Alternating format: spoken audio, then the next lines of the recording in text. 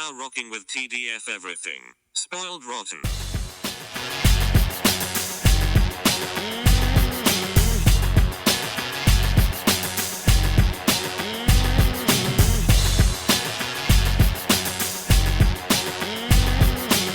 Spoiler alert. Welcome and welcome back, everybody. Hey. It's me, Daniel, And this is Ben. on Spoiled Rotten. And today, we are spoiling episodes 5 through 10 of My Adventures with Superman Season 3. Is this? Season 3. This is Season 3, Excellent. Wow. I thought I came prepared, and then that happened. I feel like I listened back to our episodes about the show, and I'm like, we could probably respect it a bit more.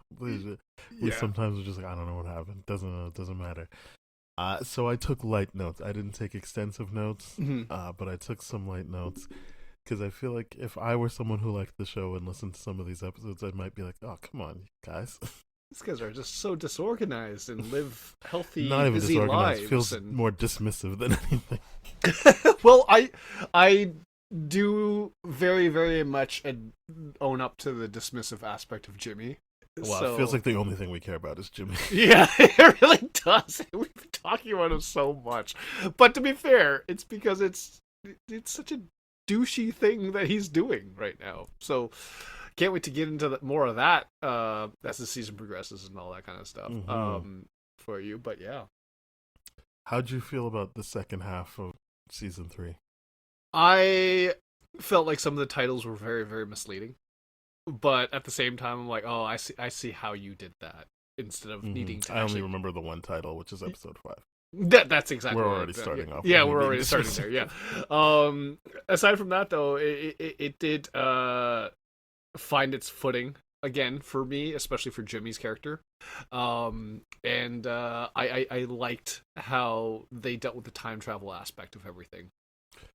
Oh, not me. Really? No. Okay. I think that on paper, yes, this is a well thought out season. I found it to be, and I think this is more me wanting it to be something it never said it was going to be, but it did mean that I didn't like how, I think if this season was longer, like say 15 episodes or the length of Superman and Lois when it wasn't truncated in the last season, right? Maybe I would have been okay with the way this had like 3 different acts or something, like 3 different groupings. But in 10 episodes, it kind of felt like whiplash, and I wasn't. It did move fast. I also, I think that 2 of the 3 acts focused on a group of characters, and I was just like, oh, versus the first like 4 or 5 episodes where I'm like, oh yeah, I would like to live in this, but they kind of moved on. But yeah, this is good. You had a different take, and I feel like now people will feel represented on this. Let's hope so. I certainly don't want to speak. I have not been elected to represent anyone other than myself, and I don't even feel qualified to do that on most days. But I mean, I will do my best for the lovers. No, I'm not saying stick up for them. I'm saying your feelings will validate other people, whether or not you are trying to or not. Sure, just your natural reaction to it. Yeah. Okay, episode 5. This is Death of Superman, right? Yeah. This is what I was talking about.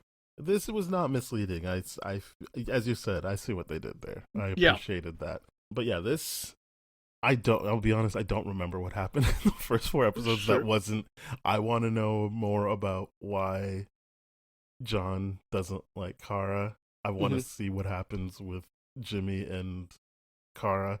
Basically anything to do with Kara. And this episode pretty much wraps up this version of Jonathan. Yes, which I didn't love, but yeah, that was the idea. Is that it started. I'm like, is this where we left off? Must be where we left off. I don't remember, but it's immediately Hank Henshaw's taunting Superman. It's up in the sky, and he tries to go up there with Kara and tell Hank, no, we don't have to fight. But I appreciated Hank Henshaw in this moment. I don't know if he said a bunch of this stuff in episodes 1 through 4, but he was very clear this city is going to pay for choosing you over me. Yes. He was very, you guys are aliens, you shouldn't be here.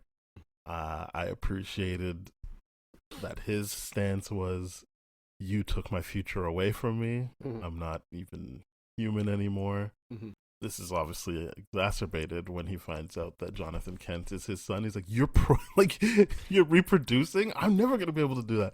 And I'm like, it sounds funny, but this is some meaty stuff here. Like, this is actually very interesting. His mm-hmm. anger. Mm-hmm. I wish we stayed with him as a main villain. Yeah, it was. I knew we weren't going to spend too much more time with him just because of how the stakes got raised so quickly. But to me, you're right. Those talking points of the things he got jealous of and all that kind of stuff, that entitlement and all that. To me, these final 5 episodes really pulled together the season for me to be like, what is this about? And I mean, I really like it.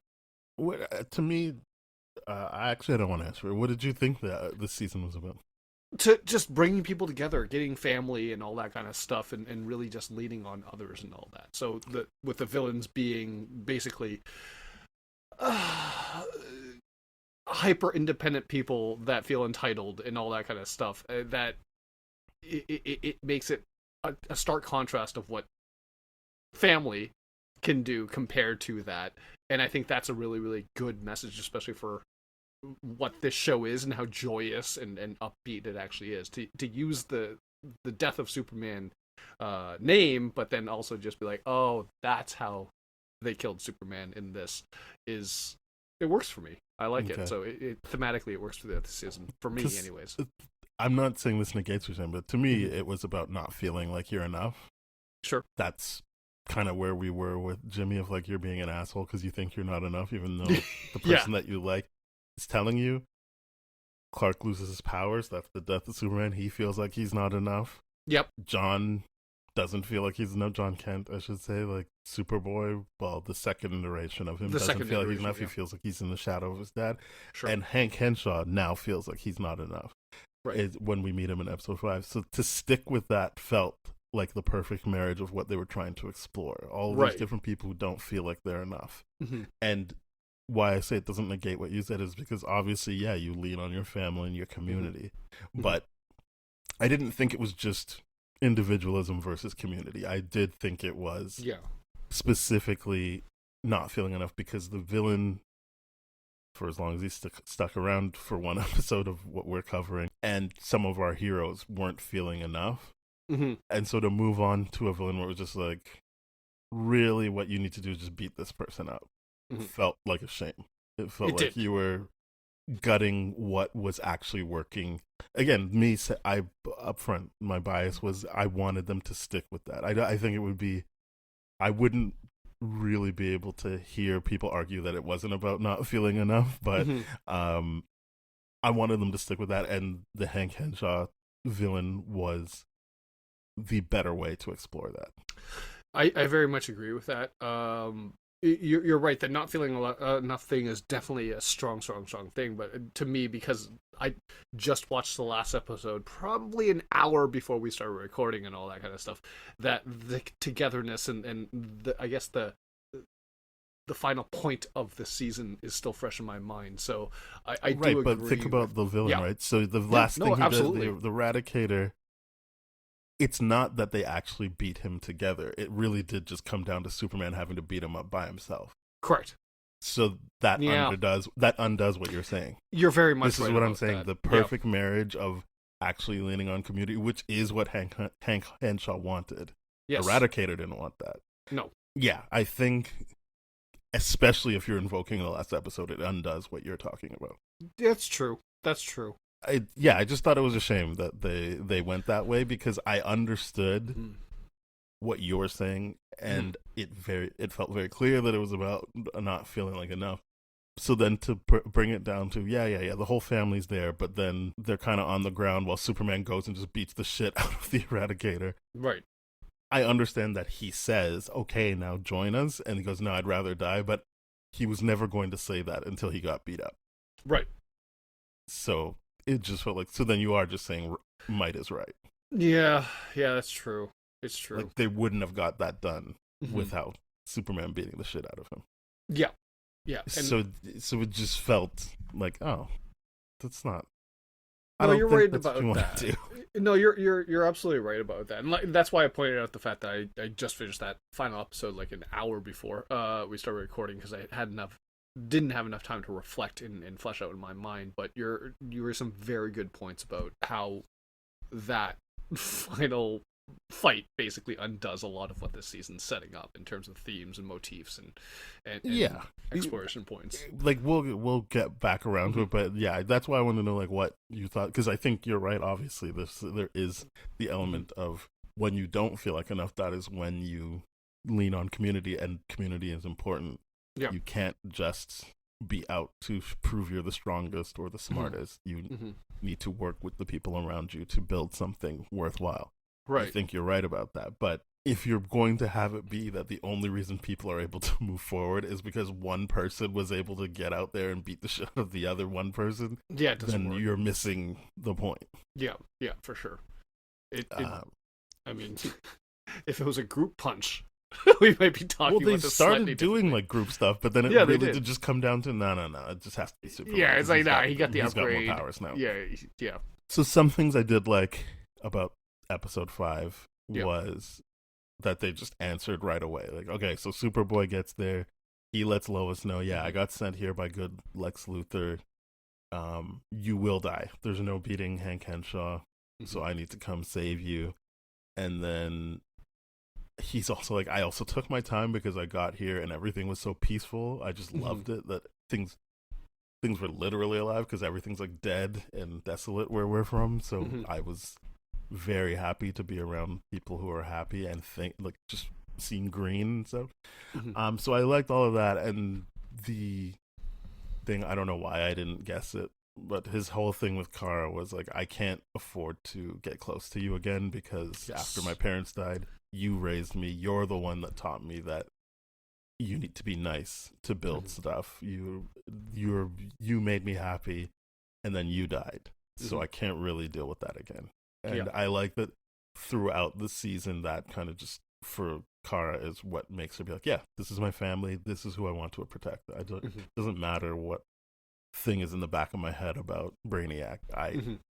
I have clear evidence that I am a good person, and John is proof of that. And I also just have these relationships that I care about here. So I appreciated all of that, but it kind of just gets wrapped up because by the end of this episode, when they beat Hank Henshaw, John goes back and he's like, yeah, things are going to be great. And then the post-credit is basically like, no. Now he it's not. has a shitty life and Lex is back to being bad. Yeah. And you're like, oh. That's too See, bad. that's what I liked about the time travel stuff. Before we go into the next episodes, is the idea that an action in the past will change the future and all that kind of stuff. Because I think a lot of time travel stuff, you don't get to follow up on that. It's just like, yeah, you did this, and then the person goes back that came from the future, but did it actually change anything, or did it keep getting messed up, right? Because that's kind of what the Terminator movies are kind of like. It's like, yeah, you say this one thing, and they found another way to get it back here and all that kind of stuff. So I do like that aspect of time travel storytelling, without fully fleshing out what the future actually ends up being.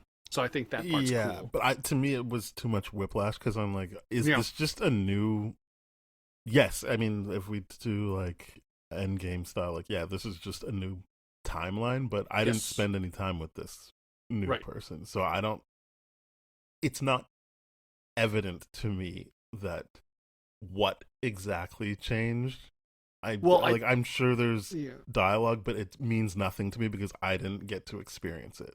That's fair. It's like, okay, so things just went bad for him, and then they just stick with it. So they're not even doing like different versions of it or them trying to do it again. It's like, oh, we just switched up to this now because this is who we're going to stick with for the rest of it.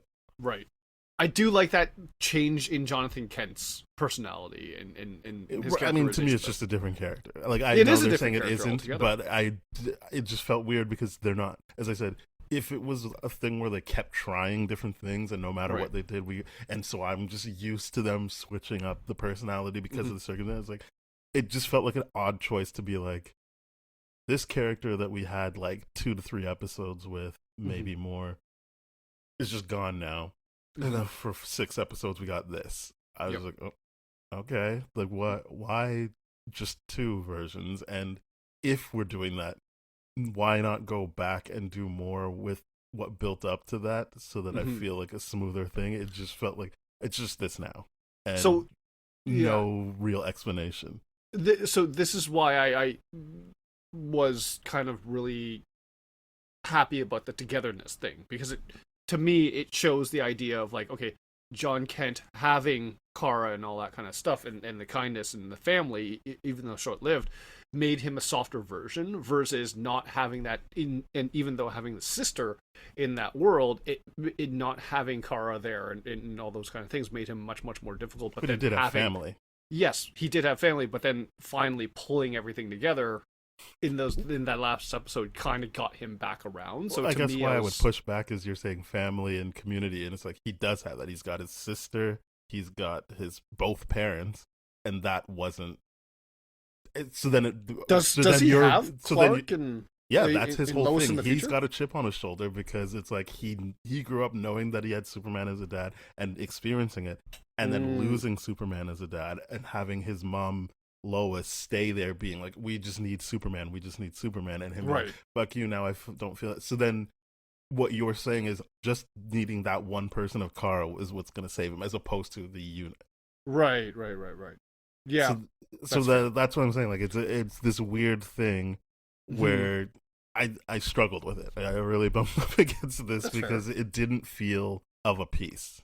It felt like we just switched to this for some reason, as if like they had to fire the actor, but it's not live action. so it was just like, oh, okay, what are we doing here? Sure. So in your thing, I'm not saying you're wrong, but if it is just it was really just missing Kara's influence, then you are still putting it down to one person's influence as opposed to a family thing. Right. He arguably had more in this timeline where he's rough and tough and angry. Fair enough. But yeah, this is what I struggle with. I'm sure there's a bunch of stuff that happens in episode 5, but we're not really going to get into details here. I just wanted to make sure I had those things that I appreciated. The Jonathan we had from the first 4 episodes, he gets his closure, and then it's the sad thing, which in a vacuum is an interesting thing, but then it's just this new Jonathan and his sister Lara from this point on, who we didn't see at the end of episode 5. It was just him. So I was just like, oh. And then they were just there next time you see them. And I'm like, oh, okay. A bunch of stuff happened that I feel like could have been built up to, as opposed to retroactively explained with dialogue. Right. Because like episode 6, isn't that like the X's thing, like with Mr. Splozip? No. Like, that's a fun episode. But episode 6 is the gala where they're getting an award. Oh, right. So it's like a month later after basically again, Superman had to get really strong in episode 5, use up all of his powers and beat the shit out of someone, as opposed to use community. Yeah. So he beats Hank Henshaw, and they moved on from that. And then he's just like, yeah, I lost my powers at the end of it, leading into Clark Kent not feeling enough, like he's enough. And to add on to that, in episode 6, Lois and Jimmy are being nominated for an award. Kara's being nominated for an award, but it's also like Kara and Superman are, but since he can't be Superman, it's pretty much just Kara. And so it even feels worse for him that he's like, I can't even accept this award because I'm not Superman anymore. I mean, at one point they do mess with his hair and he just looks like Superman, and I wondered why they didn't just do that so he could accept the award as Superman. Sure. He didn't lose his suit. He just doesn't have the power. He couldn't fly around. And Kara didn't fly around until she had to. Yeah, and Kara was wearing... just in a gown.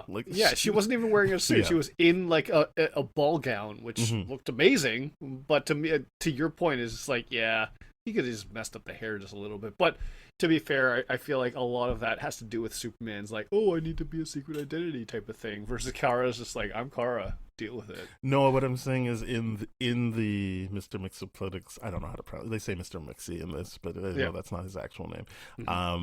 in that one, when Good Luthor's like, who the fuck's this? And then they mess up his hair and he's like, wait, that's Superman?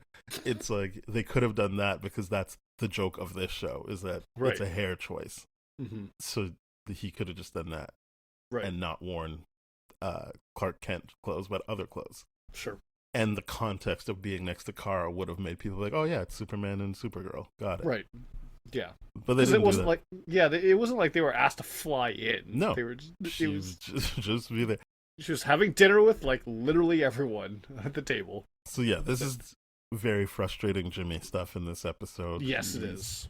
He's there. He's like, yeah, I invited someone. Do you think Kara did? I'm like, what the fuck is wrong with you, man? Yeah. And I liked how done with it Lois was. She's like, I can't wait for this to blow up in your face. Like, what are you talking about? You invited someone. Fuck you, Jimmy. He's like, what? What's up? Again, it felt like they forgot what they did in the first 4 episodes. Because his whole thing for the rest of the season was, well, I didn't know how you felt. I'm like, how could you possibly not know how she felt? Yeah, and then the worst part about it, monologue she gave you, basically. Yes. And then the thing that Kara does very maturely is like, hey, we can communicate, we can talk about this. And so this is where I like where they get to, but before all of that, so it's like, okay, he invited Ms. or Dr. Poison. I don't remember what her real name is. She's got a weird accent considering Princess like French, of whatever. But they're like, it's not. She's not from France. I'm like, oh, why is she doing that accent? It doesn't matter. From Latveria. It's a made-up country. Her whole thing is she's going to turn everyone into animals.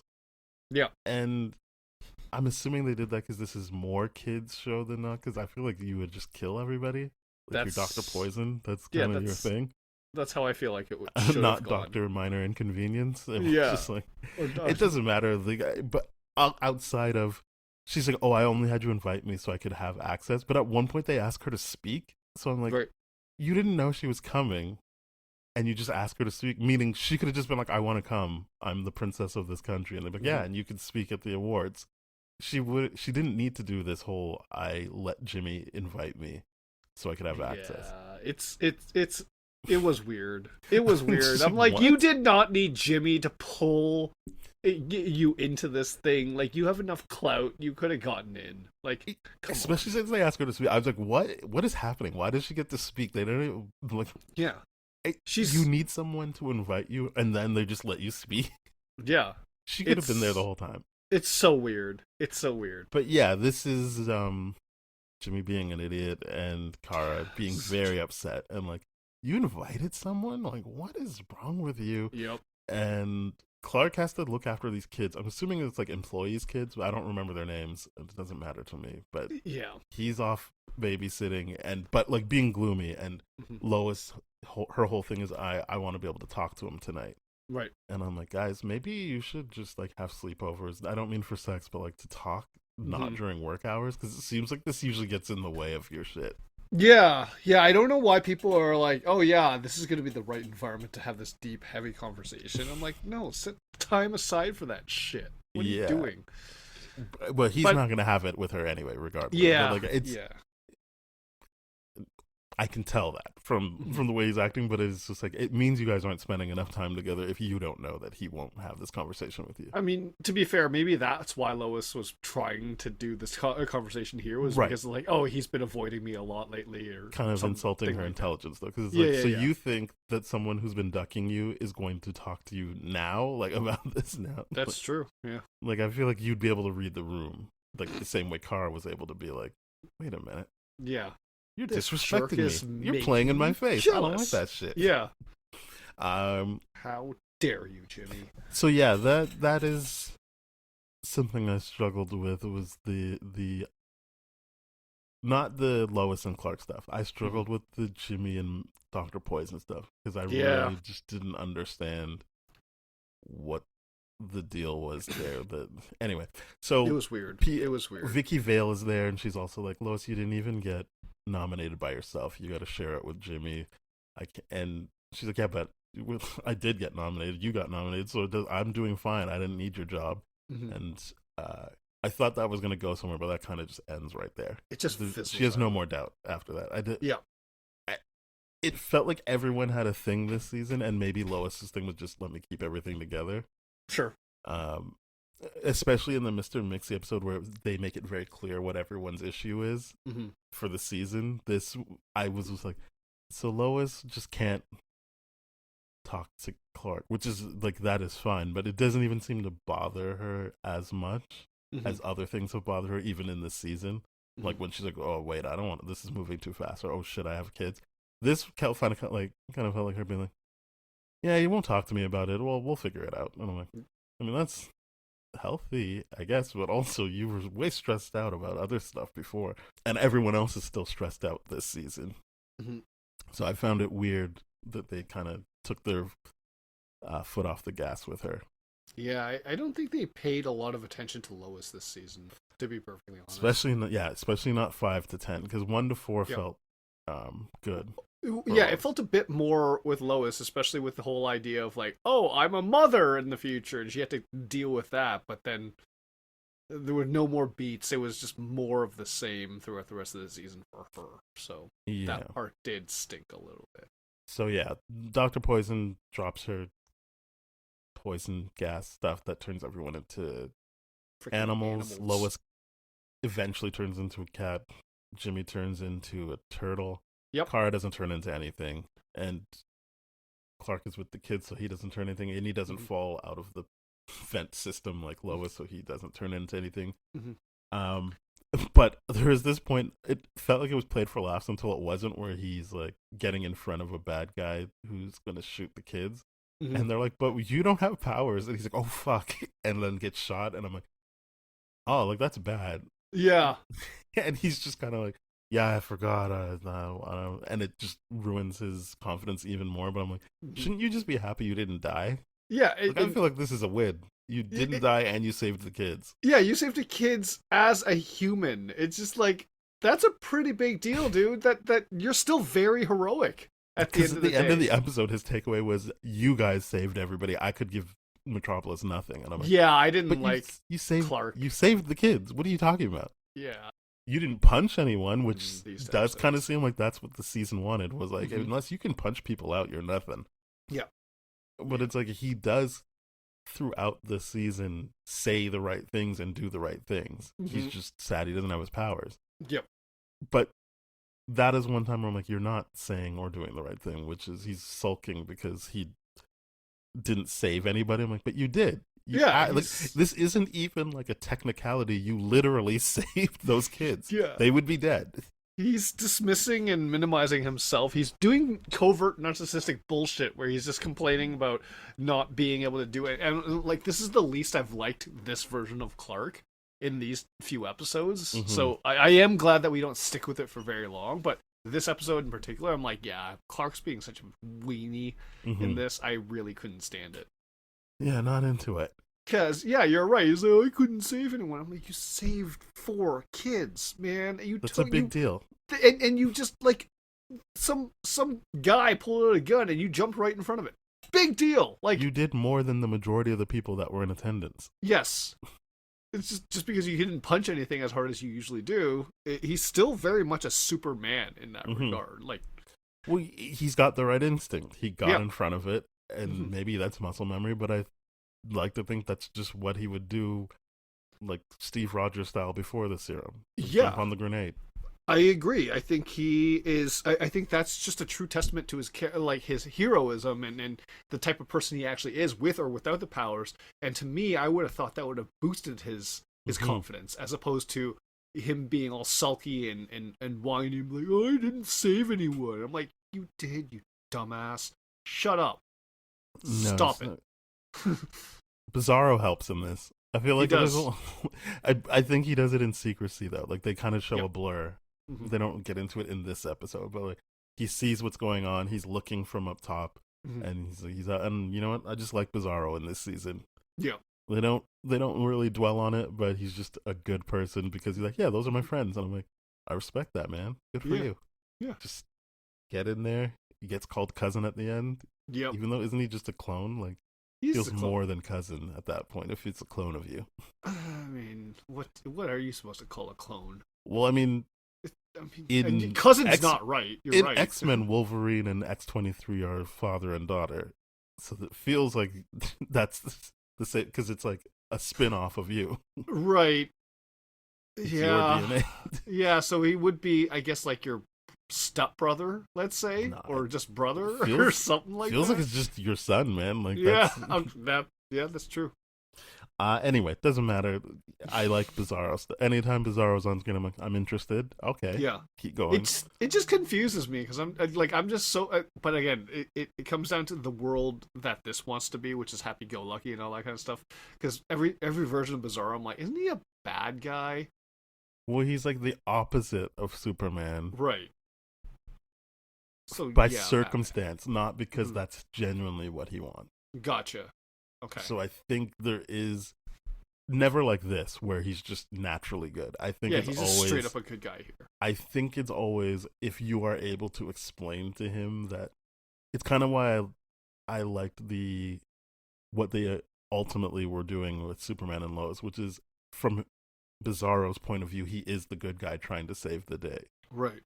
from the Earth's merging or whatever. Mhm. So like, but when you first meet him, you're like, oh shit, this guy's gonna fuck Superman. But then when they go into the detail of it, you're like, oh, like he is trying to do the right thing. He is trying to save people, and I think that is not the approach for Bizarro, but is an approach that works. And whereas Yep. this one was just like, no, he's just good. Yeah. He has one moment where he hits Clark, but he overcomes that because his Right. Brainiac was trying to fuck with him, but he overcomes Mm. that. So it's like this was just he's just good. Like you said, this is Mhm. based on what this show wants to be. Mhm. But I don't think that Bizarro is just inherently bad. Gotcha. I think the idea is that you could work with him to get him on the right side of things. Fair. Okay. Cool. So then we see Jimmy also helps out. He's able to get close enough to Dr. Poison to take off her mask. Yep. Which I She guess turns just into something ends. too, right? She turns into a fox, and then they're kind of just like, and that's that. And I'm like, why is that? Yeah. Why How isn't did this she stop anything? in like a cage or No, like she is handcuffs? carted off to prison. Oh, She is, okay. She's taken away. But it just felt like they just cut from her turning into a fox too, and now it's done. I'm like, but she had a bunch of henchmen that I don't feel like would be like, she's a fox. Okay, we're done. She did have henchmen. That's it. That's They it. made such a big point in that episode to be like, why are all these armed people here? They're like, well, it's a princess and she's got extra security, so that makes sense, you idiot. And I'm like, well, yeah, so why are the henchmen? Yeah, you're absolutely right about the henchmen. Like, that didn't get wrapped up. They just kind of disappeared. Yeah, that kind of ends it. But she's basically saying like, "Oh, I'm sorry, I led you on, Jimmy. You can never have me." And he's like, "I don't even like you. I love someone already." And I was kind of like, "Oh, good, Kara can hear this." But then that just made her angry, which I'm like, "Oh, I didn't see this coming. That's good." Right. Or she was like, "So why would you tell that to her and not me?" And he's like, "Oh, well, I just didn't know how you felt." Which I'm like, "Yes, you did. Yes, you did. Yeah. You did know how she felt." He's like, "I just thought you wanted to be friends." I'm like, "No, no." She No. explicitly said, "I want to be Oh mates my like God. Clark and Lois." And you were an idiot and said, "I don't Yeah. feel like I'm enough for you." Yep. And he keeps And then doing forced this. her to go date other people. Yep. And she doesn't bring that up. She doesn't say that. She just says, "You never even asked me." Yeah. And so I feel like you left me when I needed you most. You say you want to be friends, but you weren't even a friend to me in this Yep. period. And then you're telling other people how you feel. And it would have been nice if you told me how you felt. And I'm Yep. like, now I'm in on this. I respect this a lot. I freaking love Kara in this. I think it's a little bit unusual the amount of emotional maturity she has for interacting with people when she hasn't been interacting with a lot of people in a healthy way. But to that point, I'm just like, no, it's all that aside. I'm just like, no, she's right. Like, why would you tell everyone else? Like an enemy that try to hurt you the truth and hold it from her. Like it's that's the dumb thing that makes me want to jump into the TV screen and just shake Jimmy a little bit to be like, grow the hell up. Listen to her and stop. Get over your own insecurities right now. Because it's bullshit. Then Lois is trying to make Clark feel better, like we said. He's like, "Oh, I didn't save anybody." And it's getting to, like, he's actually getting annoyed and angry, but then they get teleported. So that conversation can't end. And this is where we have the Mr. Mixie episode, which I like, where he's, I'm just going to say now, pretending like he's getting a divorce, but it's really date night and they're role playing. Yeah. But it's presented to our heroes, Jimmy, Kara, Lois, and Clark, that they're on Mr. Mixie's team and they have to face off against his wife's team, which has good Lex Luthor, General Lane, who is Lois from this point on in the season. Every time you hear General Lane, it's Lois. Scion, Supergirl, and then just a cool version of Jimmy. Yeah. At first I was like, is he a bad guy? I was like, no. He's a superhero and he's just happy. Yeah. He's thrilled about it. Whether or not he's putting it on, it doesn't really seem like the episode cares. He's just, like, our Jimmy's like, I think he's just lying to himself, but the performance really makes me feel like I think he's genuinely happy that he became a superhero. Yeah, which is a weird position to take because I'm like... More of the power fantasy stuff. Yeah, it's weird because it's just like, your best friend had to die in order for you to be here, so why are you that thrilled about this? Like, it's weird, but Jimmy doesn't make sense this whole season to me. So that's what I liked, which was, we already knew what Clark's problem was, which is he gets there and Mr. Mixie is like, this is great, we have Superman, I don't even give a fuck about the rest of the team. Yeah. He's like, do you have Superman? Because I lost my powers. And Mr. Mixie's like, you kidding me? Oh my goodness. Okay, we're fucked then. Oh, I really thought we had this in the bag, but no, we're fucked. And there's a little bit of Lois of being like, oh, could I ever become General Lois? Or, sorry, General Lane? And it feels like she wants to be like that, like as put together as that. It doesn't feel like she's like, and obviously Supergirl's like, ugh, I don't want to be Super, or I don't want to be Scion Supergirl. She just doesn't really feel. She's kind of just there. She's what would happen if she never broke out of Brainiac's control, basically. And then I like that. Well, I mean, she still is a good guy on this team. She just doesn't really. She's got no real. She's not like feelings and stuff. She has like no that. feelings. Yeah. But she's still on the good guys team. Yes. And then they're like, and Jimmy and he's like, oh, good, it's just me. And then he's like, wow, he's got superpowers and a suit, and he's like, oh fuck, it's cool to be. And it's just like, yeah, I don't feel good anymore because it's like, even in this one, this one's better than. Even in this universe, this one's better than me.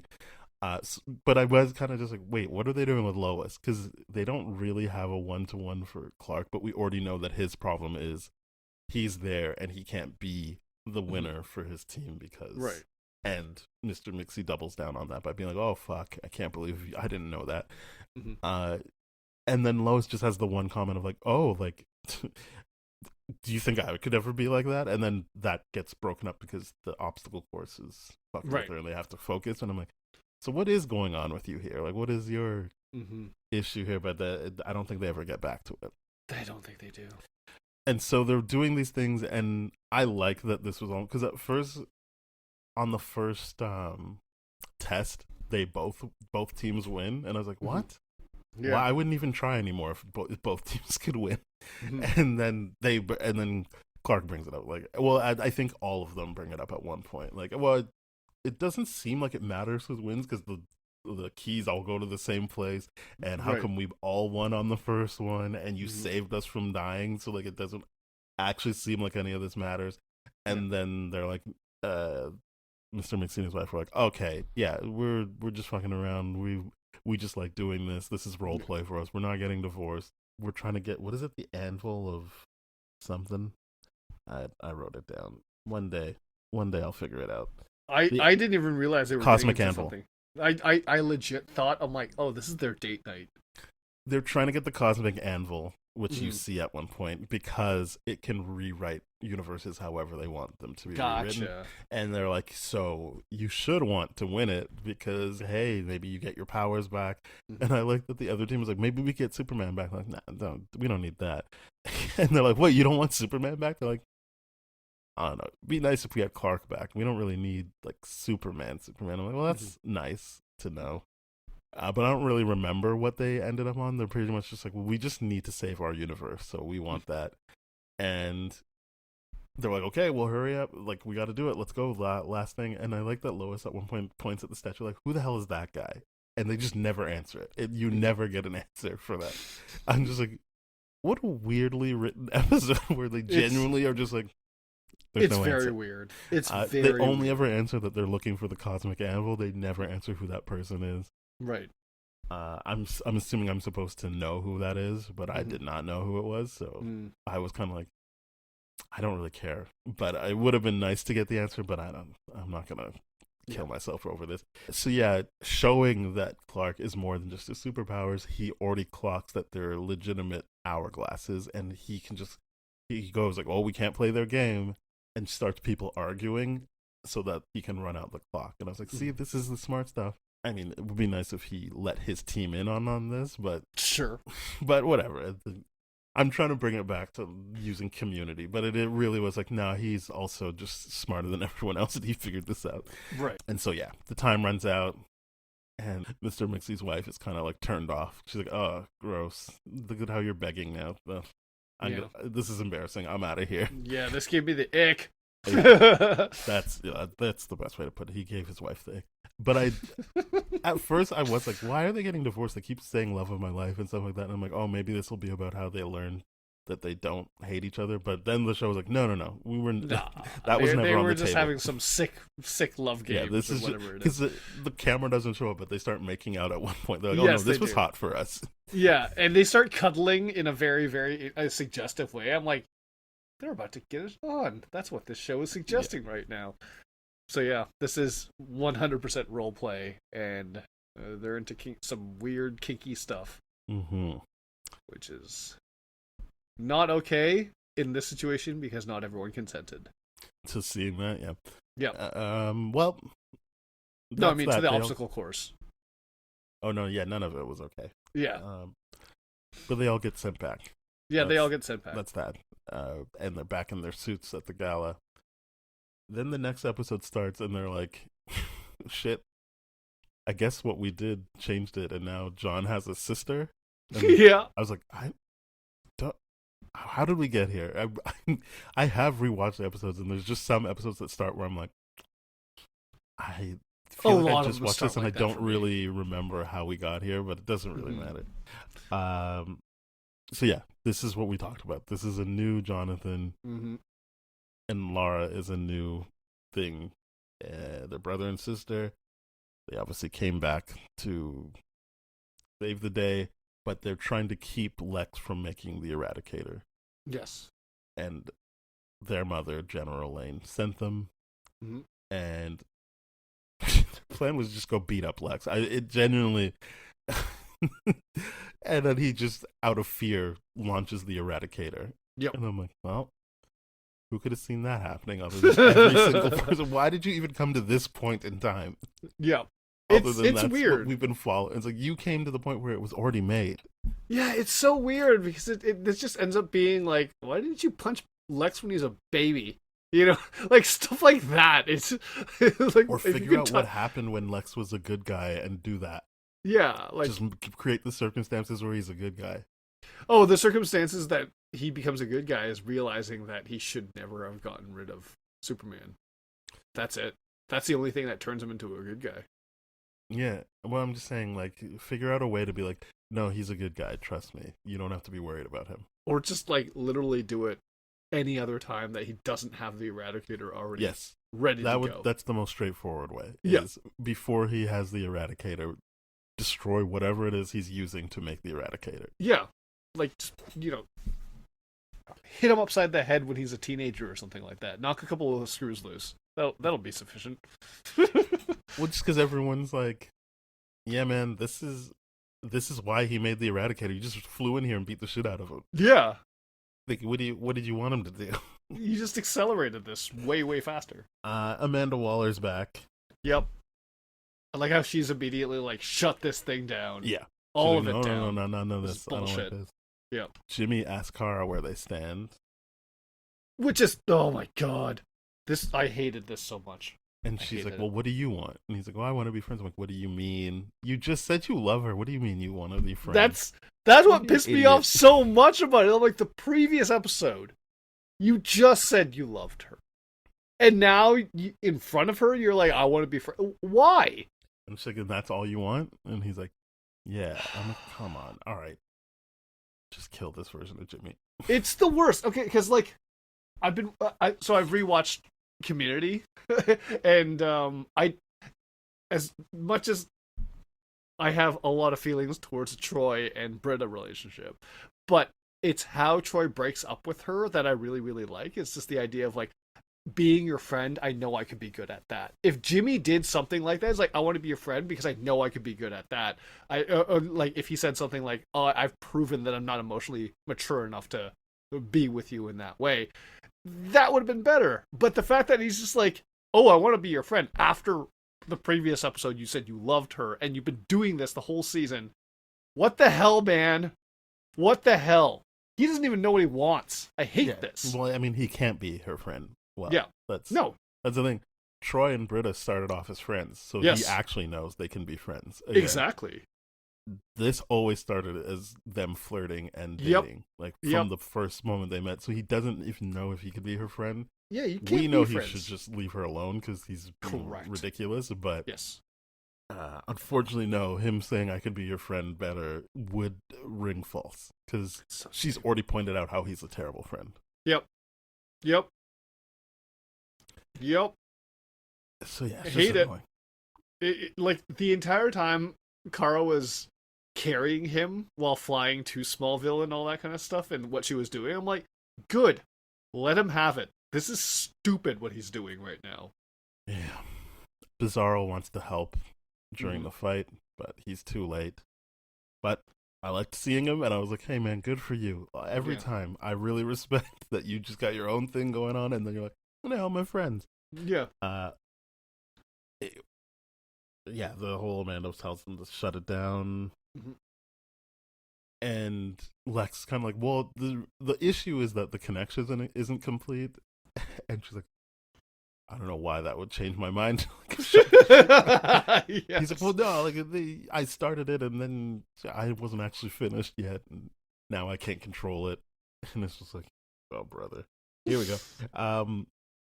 I'm glad that this didn't end the way I thought it was going to end, but at one point, it's really just down to Kara to fight the Eradicator, and it seems like she's basically like, what are you even fighting for? And she's gonna fight for John and Lara. She's like, you'll be my bright future. And I'm like, don't kill off Kara. She's suffered so many indignities this season. Yeah. I don't like this. But that's what I thought was happening. Yeah, it seemed like they were killing her off, but they just knocked her out. She was out of commission.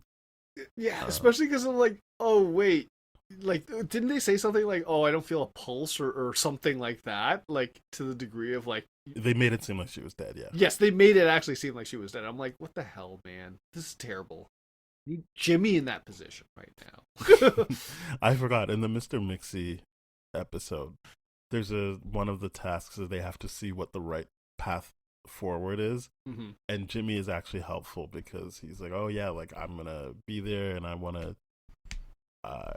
be a better person for you, and it's Kara who's like, oh right, like we don't have to just pick one way, like we can just keep evolving and getting better.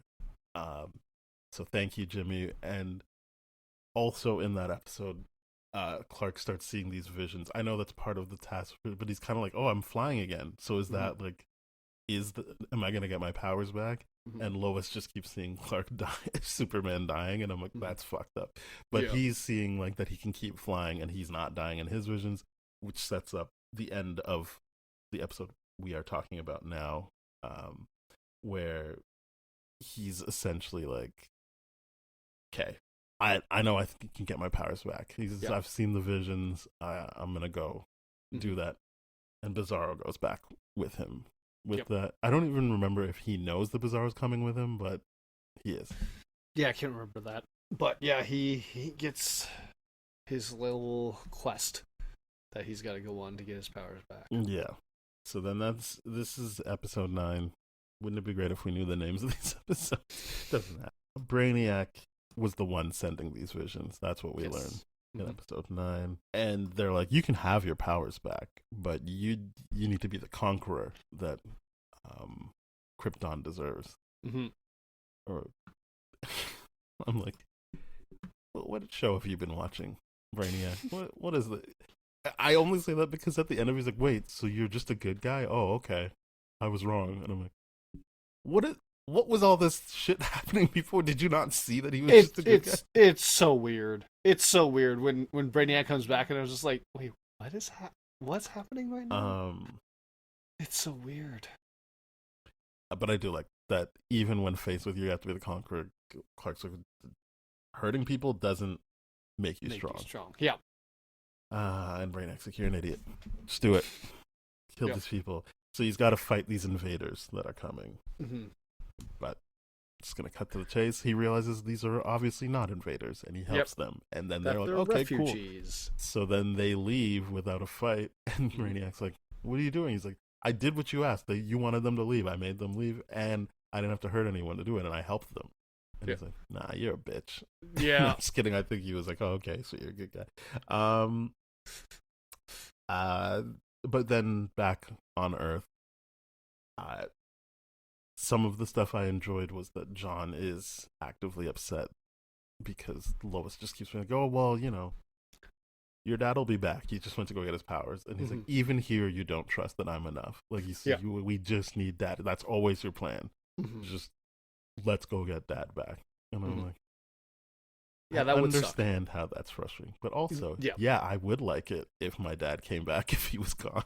Yep. I would like if my family was like, no, we're still committed to getting him back. Yeah. But I understand that he's not seeing that in the moment because this season is about the desire to feel like you're enough. And that puts him in a position where he's very clearly being told you're not enough. Yeah. Yeah, I mean, hey, I've been where he's at, and I'm just like, it sucks to hear. Mm-hmm. It sucks to hear, and that will get someone emotionally reactive for sure. But which I really like that actually play-through with John Kent and all that kind of stuff like that. Like it is not resolved in this moment. Like he's still like, I don't like this. Yes. It forces him to make bad decisions, but he's just like, no, I'll show you, I'm enough. I don't need this bullshit. Yeah. We also see Kara finally wake up with Jimmy by her side. Mm-hmm. She's kind of like, why? And it's like, no, I will be here. I'm going to be the friend you want. And she's kind of like, I'm going to eat now. Give me those hot dogs.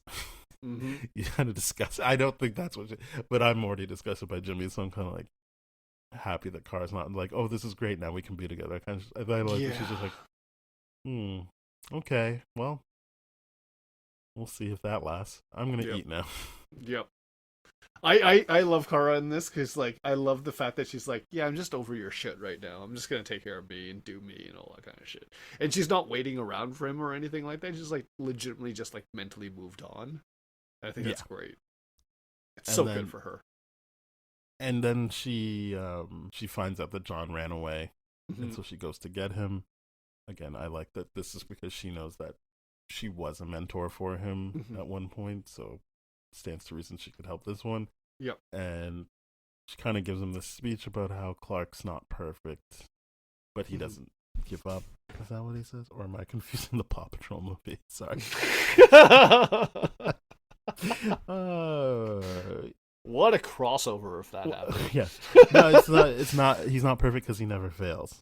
Right. No, this is the Paw Patrol storyline, but that is what she says. She says, "I didn't pick Clark because he never fails. I picked him because he never gives up." People who've seen the movie will get that joke. So I don't really. It does change him. I like how much it changes him, though. He's not like, okay, I'm all in. He's like, I'm coming back. I'm not taking orders from my mom, and I'm not taking orders from Amanda Waller. Mm-hmm. If we're doing this, we're like partners.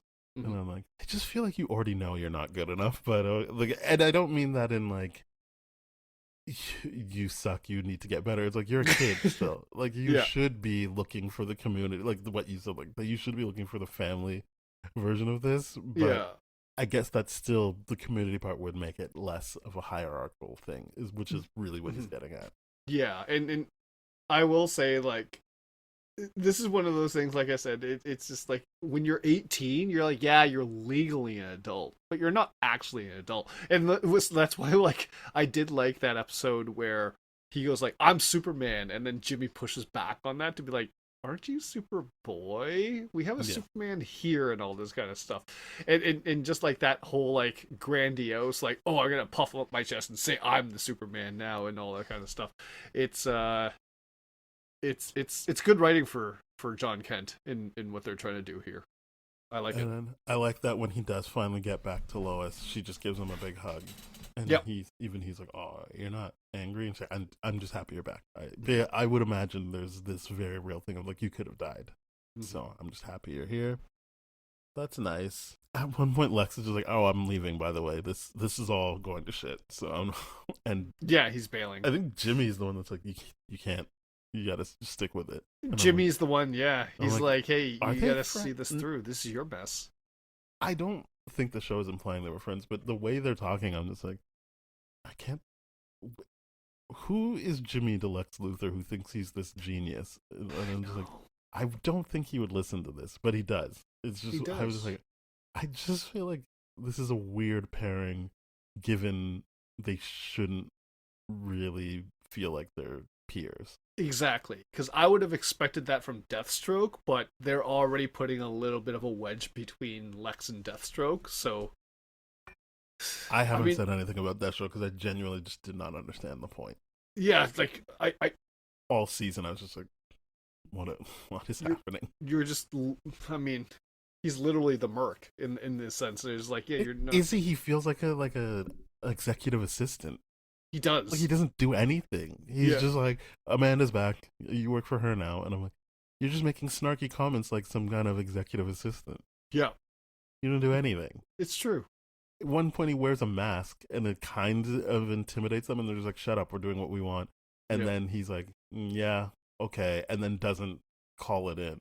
And I'm like, oh, yeah. Anyway, I know that's next episode, but it was just like, I'm not even saying I wanted him to be a bad guy. I'm just like, I don't know why other than I'm glad that Chris Parnell has work. Mm-hmm. But I'm just like, why are you here, man? Yeah. Like, they were at least doing things with Lex. Mm-hmm. It's a weird choice. It is a weird choice. Especially once Amanda Waller comes back into it. I'm like, now there really is no need for you. So I feel like what happened was they were like, hey, let's make Lex boss around Deathstroke instead of Marcy Graves. Mercy Graves. Yeah, Mercy Graves. And just like, and I'm like, why does that make more sense? Just because he didn't want a guy bossing around a woman, that doesn't make this whole Deathstroke thing make sense at all. Well, at first it felt like they were doing like sibling rivalry, but they kind of just abandoned that so fast.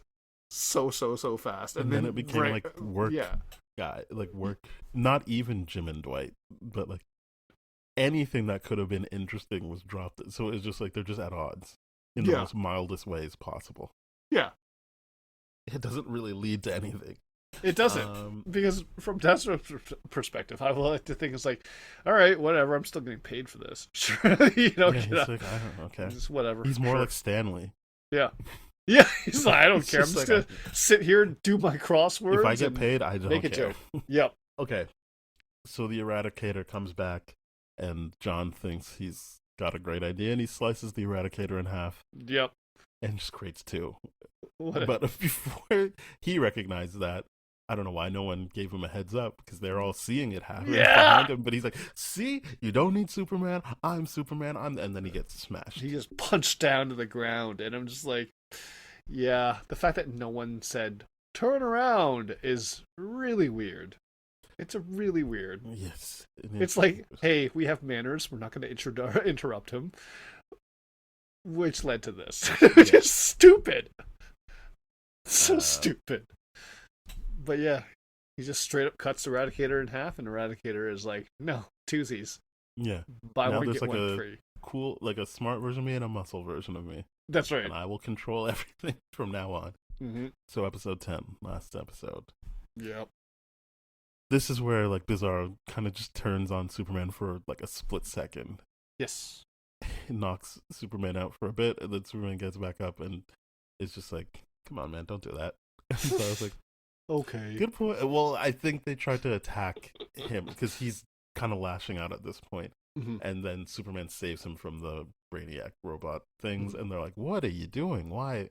He tried to kill you." And he's like, "Yeah, I just wanted to help him." And it is what I think is interesting about Superman, that he's in this constant quest to help someone, Yes. and not punch someone till they give up. Like, it's more like, can I change your mind in any way? Yep. I'll defend myself, I'll push you off of me, but can I get you to, do the right some thing? Dialogue that challenges your worldview. And then that's when Brainiac's like, I get it. I get that this is your strength now. Okay. And then he's like, this is Rao. This is like the sun. So that's how you'll get your powers back. But beware, something bad will happen. I don't think the show answered what the bad thing was. They did not.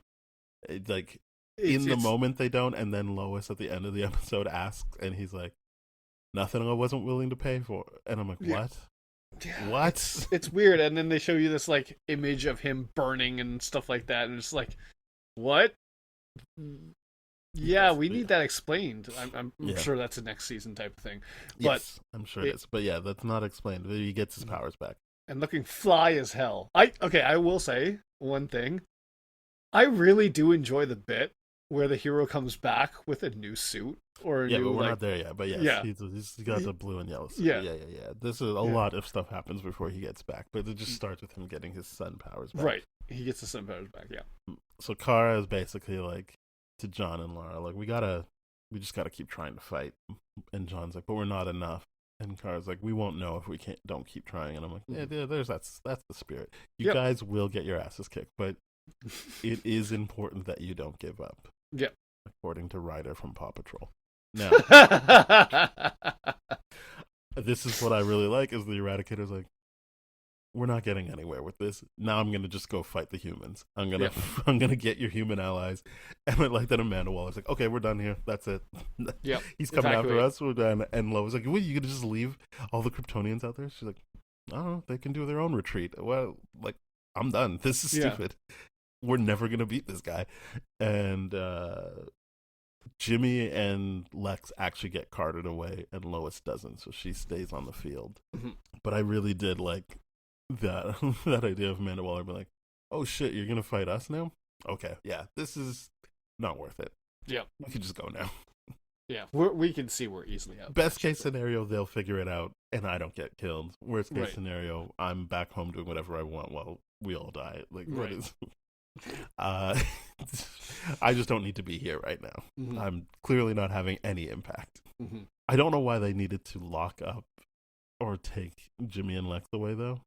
Yeah, I guess Lex, because he's got the mind control. Lex makes sense, because it's just like, yeah, you're responsible for this whole thing. Jimmy was just like, might as well take you too. Well, I guess it was so that he could talk to him.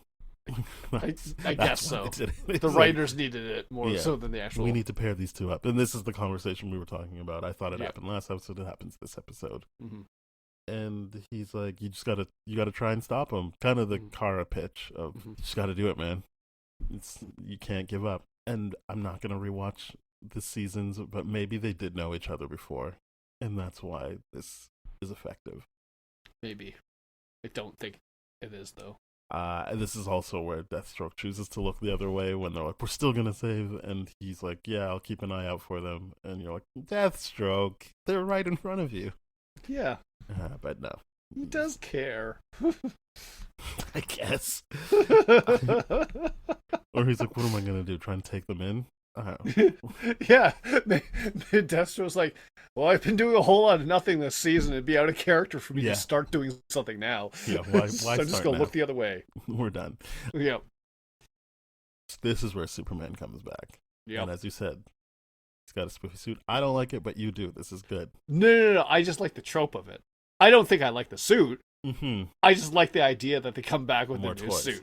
Yeah, it's just like, oh, cool, this is sick. It's a cool reveal moment. I like it. But the suit, I don't even know what he did. That great. So I'm just like, I don't know what this is. And sure, you can tell me the next season they'll explain it, but why not build to something as opposed to explain it later? Yeah. But yeah, John has a rightful crash out where he's like, so you're just going to be back. And now this is what's going to come down to you and me. And I'm like, buddy, what about the last 2 episodes makes you think this wasn't a great thing to have happen? Like, Yep.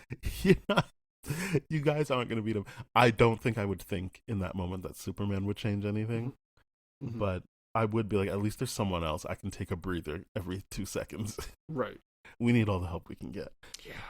Especially because I'm just like, you come from a future where it's so desolate that you had to go to the past to find a way to make it better. So why wouldn't you get all the help that you Yeah. wanted? Like, get over yourself at But this I guess in that scenario, he's thinking he's going to be the one to save the day. Yeah. So He definitely thinks So it that. will be frustrating to go to the past and be like, fuck, now it's still that I have to deal with Yeah. everyone wanting my dad to come back.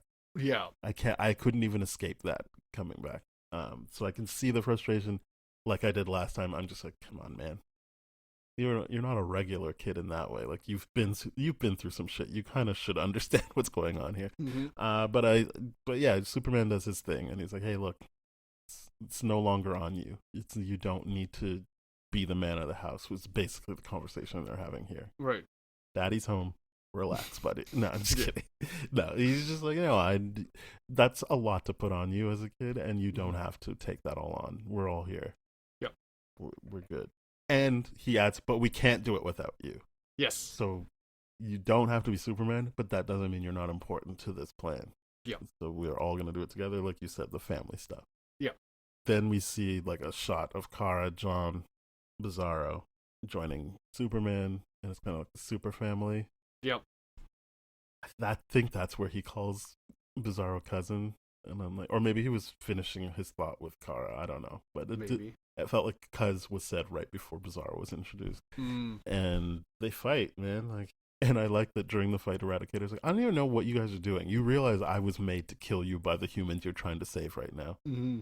and I mean that would never work on any hero. But I was just like, I mean, that's pretty sound logic for somebody in this group. Like somebody might hear that and be like, huh, yeah, man, that's pretty fucked. Can't believe we're trying to save these people. This is a problem they created in particular to kill us. This was not an accident. This is working the way they want it to work. Right. And they go Super Saiyan. I don't know any other way to put it. I mean that's Like, that's the and term then, I like, was gonna beams. say. Yeah, Because it literally turns gold. Like the colors. around everyone him. gets their own color, and Yeah. it is.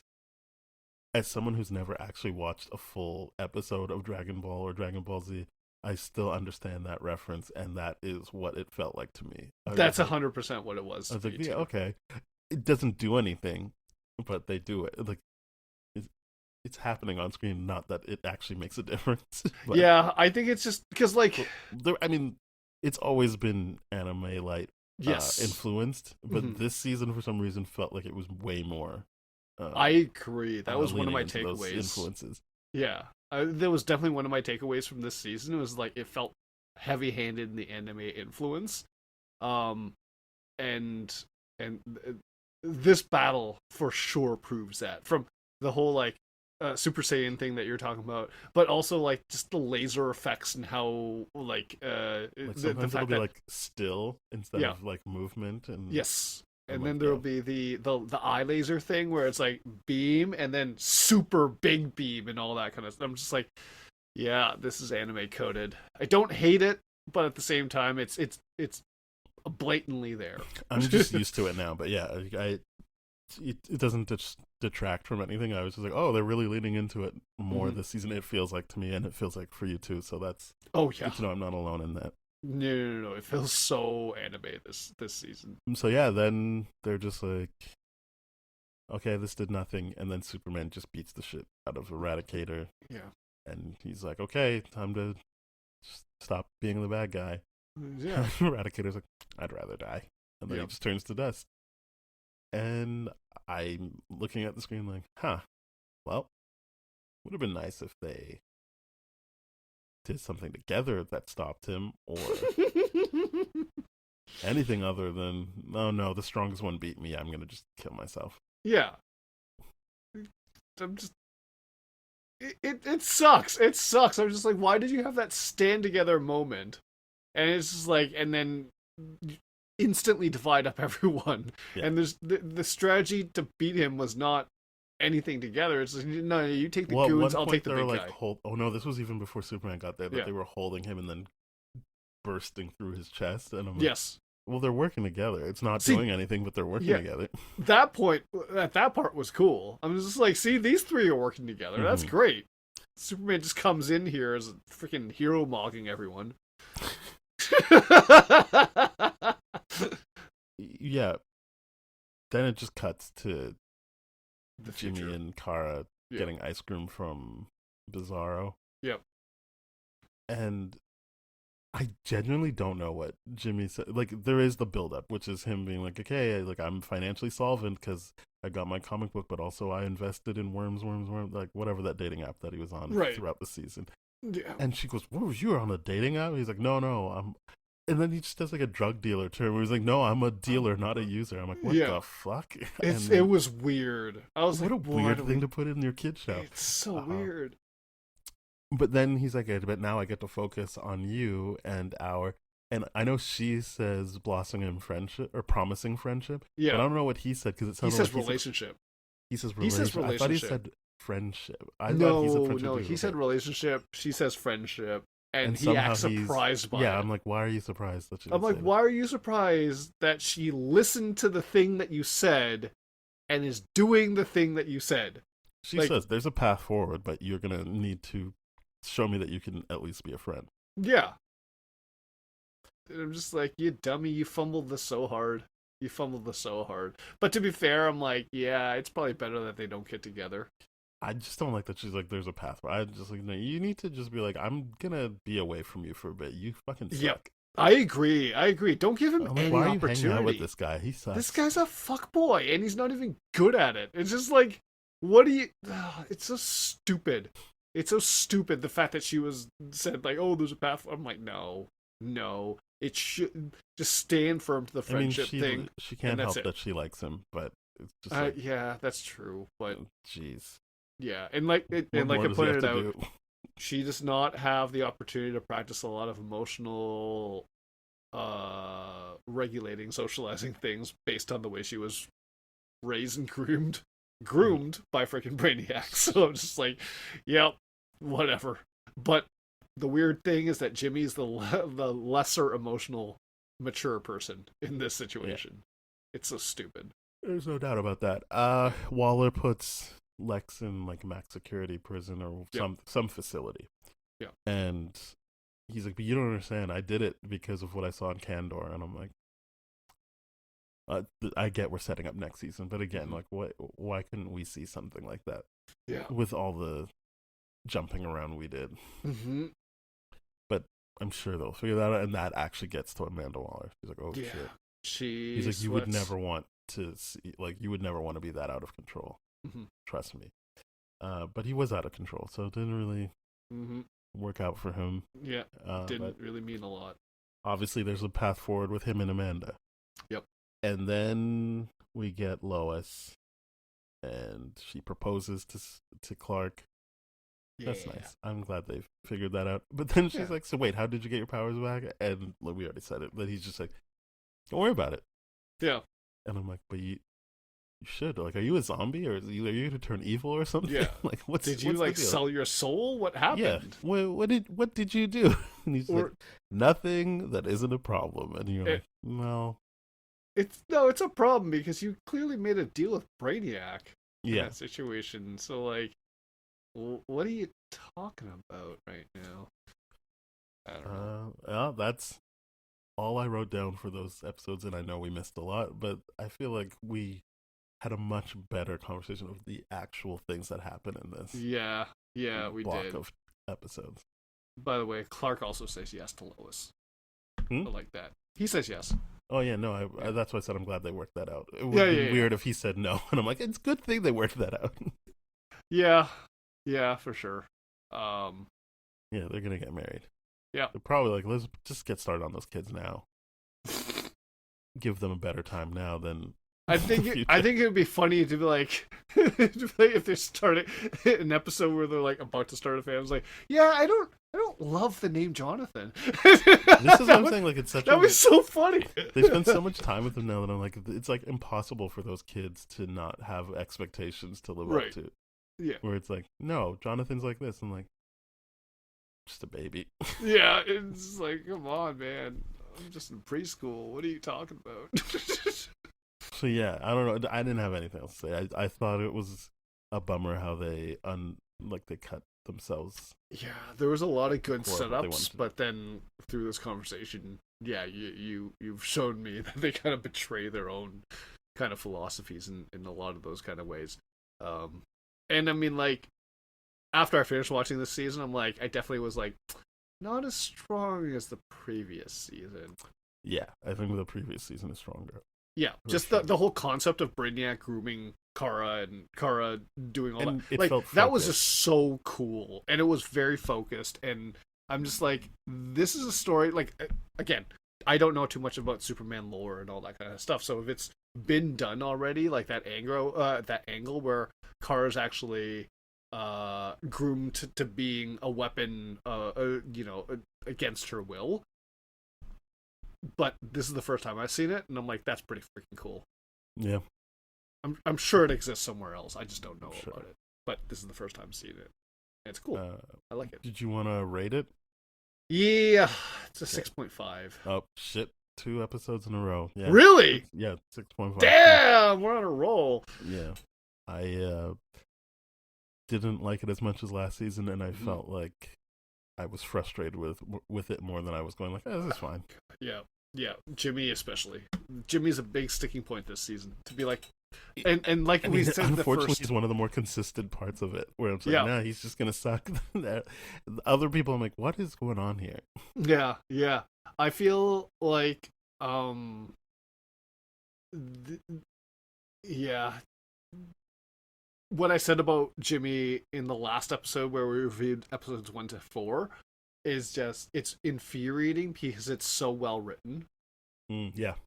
And it's so well acted and all that kind of stuff. It's genuine. It triggers me to be like, oh, remember that time when you did that to this person and acted like you were the victim instead? Like, grow up, Ben. Like this, I was like yelling at myself through Jimmy. Yeah. So it was good writing. It was really, really good. I just hope that his character does grow up, because I can't stick around and see another season of this. That would be terrible. No, it's rough stuff. Yeah. Get over his fuckboy arc. As I said, next episode will be our Batman Cape Crusader episode. Yeesh. And then we will catch up with Lanterns. At the time of recording this, only 1 episode of Lanterns out, and it is fucking sick. So I'm hoping Lanterns continues to be good. Mm-hmm. I still have not seen it yet. It's Damon Lindelof who, among other things, for the purpose of this podcast, did the Watchmen series back in 2019.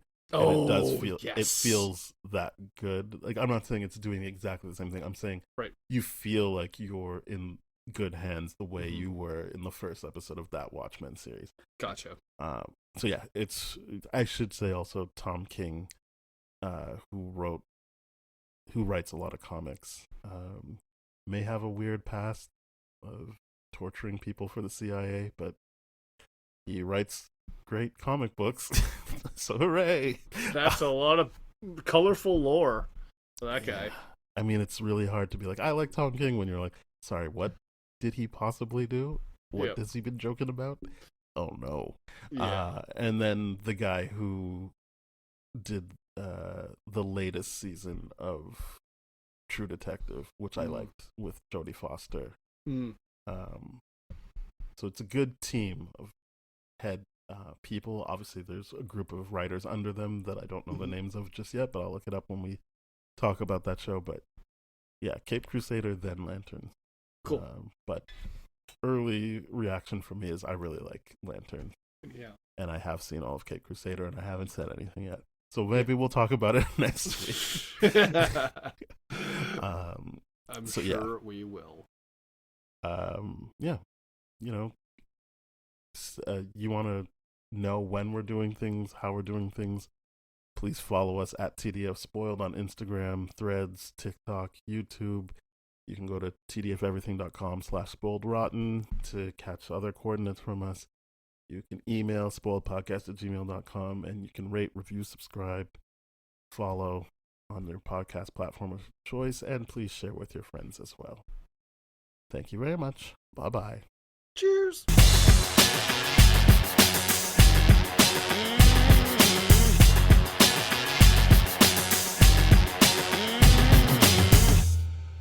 This has been a TDF Everything production, brah.